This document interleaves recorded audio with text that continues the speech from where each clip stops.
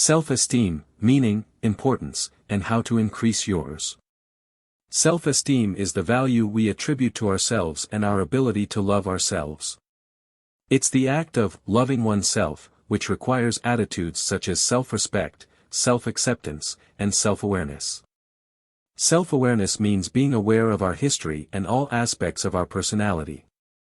Self-confidence, according to the expert, is believing in our thoughts and decisions, considering that we have coherence in our ideas.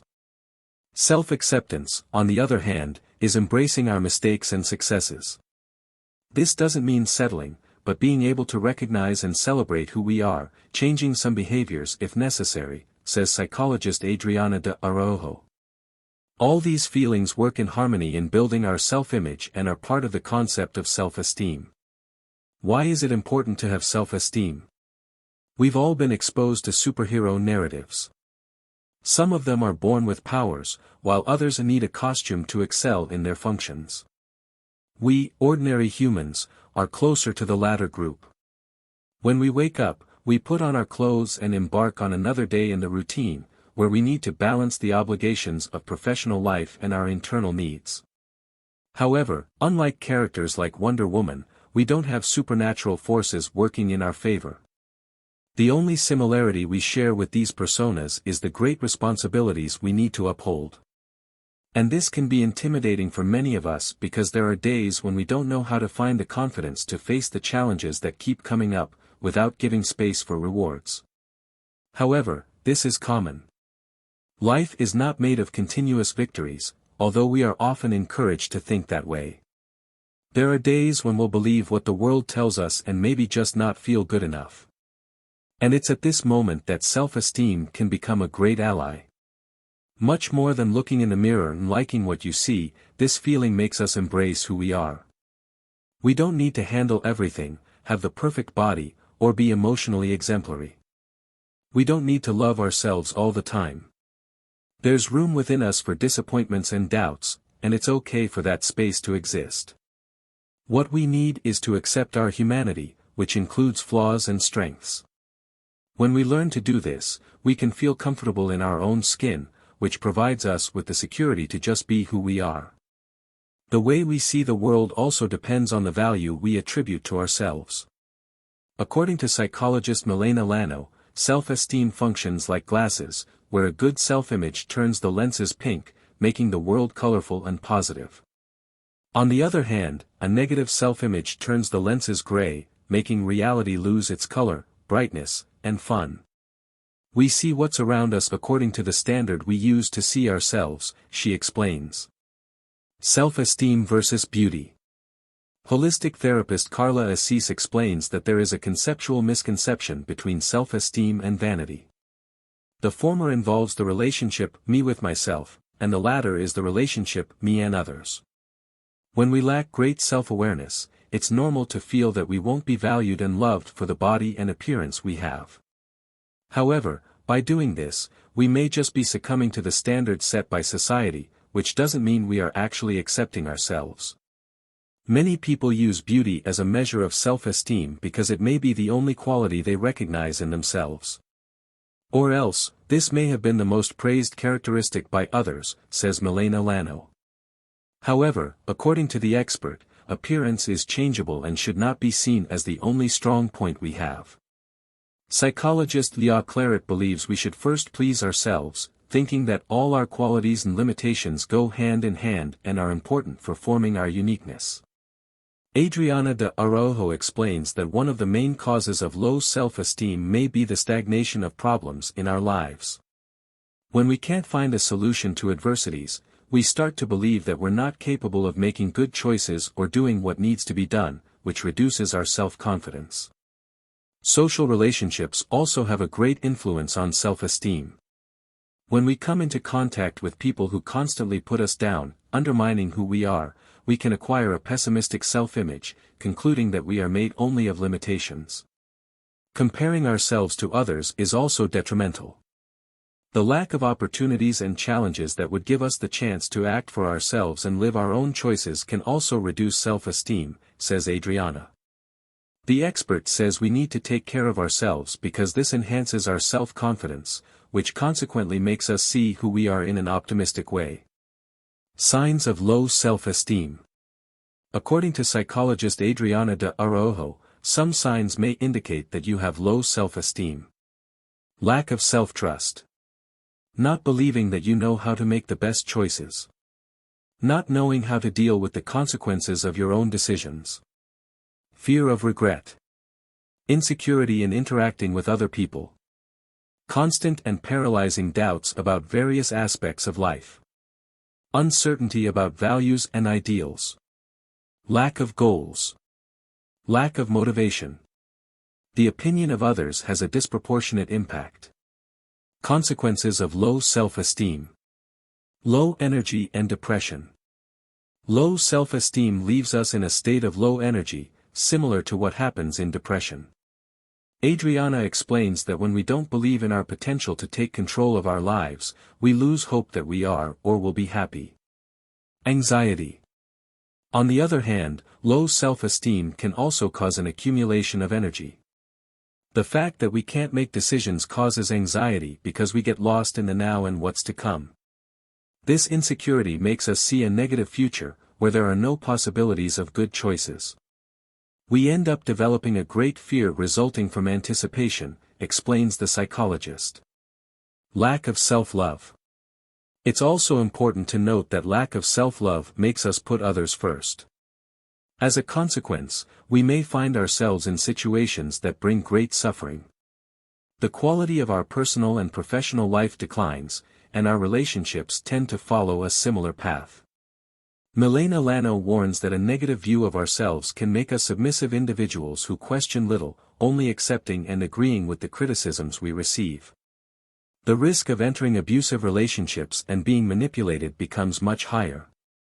When you're not aware of your worth, you're subject to the values attributed by others, says Carla Assis. How to increase our self-esteem. Before protecting ourselves from external negativity, we need to work on our own emotional development and the respect we have for ourselves. Self-awareness. To do this, Adriana de Araujo suggests focusing on the qualities and limitations we currently have, embracing who we are to set goals and challenges. Excessively demanding yourself will only damage your self-esteem. Learn to make choices. Another practical recommendation is to practice making choices. Putting yourself in situations where you need to act trains the mind to be okay and accept any results, even if they don't meet expectations. Recognize achievements. Adriana also says that small challenges can be adopted in daily life to prove to ourselves that we have the ability to pave our own paths. And whenever we do this, it's important to recognize our achievements. Practical exercise to increase self-esteem. Leah Claret says there is an exercise recommended by the UK National Health Service that can benefit self-esteem. Here's how to do it. Make a list of all the negative beliefs you have about yourself. Then, defend yourself against each item listed. When we live in a hostile environment. Many people live with families that have aggressive dynamics, full of criticism. Nurturing self-esteem becomes a complex task when we live in a place that goes against everything we believe in. Milena Lano says these cases are delicate, as the family nucleus represents our first social contact with the world. Everything that happens in this environment ends up having a great weight, and what we hear becomes an absolute truth. It's hard to believe I'm capable if the people I love tell me otherwise, explains the psychologist. In these occasions, it's necessary to rebuild self-esteem, reflecting and accepting that some families can be toxic and derogatory, and you're not to blame for that. Once acceptance of reality occurs, the expert suggests always thinking that the recognition of our qualities should always come from us and from other environments that provide us with support and positivity. The other only gives what they have inside, says Carla Assis. When we're aware of this, it's possible to identify what our beliefs are and what the other person's beliefs are, differentiating them. According to the therapist, we should abandon the limiting standards we've learned throughout life and embark on a new journey through self-awareness, so we learn to have new behaviors that heal the emotional pains that cause low self-esteem. Carla advises that we don't need to do this alone. The help of a therapist is always welcome and can bring new positive perspectives for us to see ourselves. After the end of a relationship. Feeling rejected after a breakup makes us believe we have less value. However, Leah Claret says a person's value is independent of a relationship. Everyone bears some responsibility for the end of a romantic bond, and the focus should be on the learning that will be obtained from this situation.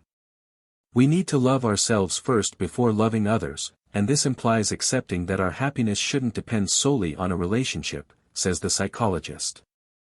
To boost self-esteem, Milena Lano says it's necessary to reframe the end, seeing it less as a defeat and more as a strengthening. When we carry a great guilt from the past shouldn't define us because the present constantly offers the opportunity for change. According to Carla Assis, we should practice self-forgiveness to regain self-esteem. The therapist says we change every day, even if we don't realize it.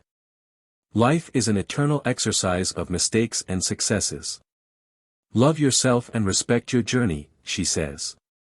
We are who we are only by the path we tread. When society doesn't accept us. When we're part of minority or socially disadvantaged groups, we may face internal and external pressures that harm our self-esteem. This may be the case for women, homosexuals, blacks, and other groups that suffer oppressions and may find themselves excluded from the norm. To maintain self-confidence and self-love in these conditions, Milena Lano recommends that we understand that everything that's different in society will always be criticized and judged. When people demean us, they're not looking at our essence. They're just responding to the emotional discomfort that breaking norms brings, says the psychologist. For the expert, people who are part of or not part of minorities must continue to fight against cultural norms, understanding that the attacks often suffered don't concern who we are. We must continue living with pride in our uniqueness, without giving others the power to limit us, she concludes. When we compare ourselves on social media encourages our sense of comparison, which is harmful. The internet allows us to disguise reality to match what is commonly expected of us, explains Milena. However, to avoid feeling inferior, it's important to remember that people only share the positive side of life virtually, and reality is far from that. Each person has their own time, goals, and dreams. Just because you're not achieving them right now doesn't mean life is stagnant. Sometimes, the moment isn't ideal. That's why it's so important not to compare yourself, or else you'll live frustrated and with low self-esteem, explains Leah Claret.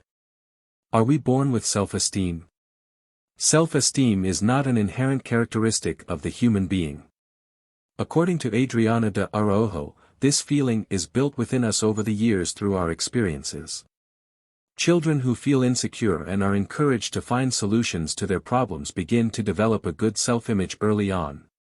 The people we live with, admire, and are inspired by contribute to the formation of our self-esteem because we copy ideas and behavior patterns from those close to our reality, explains the psychologist. Balancing our self-esteem. Low self-esteem can lead to self-image problems, however, excessive confidence can make us border on arrogance. To find balance, Milena suggests recognizing that we're not made up only of defects or only of qualities. Leah says self-esteem represents self-awareness and self-acceptance. Unlike arrogance, which may represent some insecurity within us that needs to be analyzed.